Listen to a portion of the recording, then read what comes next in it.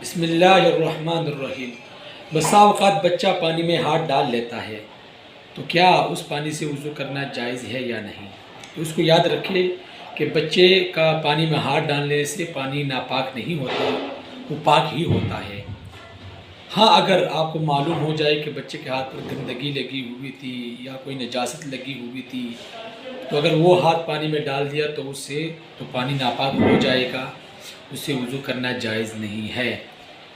ہاں، اگر بچے نے پانی میں ہاتھ ڈال دیا اور آپ کو معلوم نہیں ہے کہ بچے کا ہاتھ صاف تھا یا گندگی میں لپٹا ہوا تھا، تو پھر اگر اور کوئی پانی موجود نہ ہو تو پھر آپ اس پانی سے وضو کر سکتے ہیں۔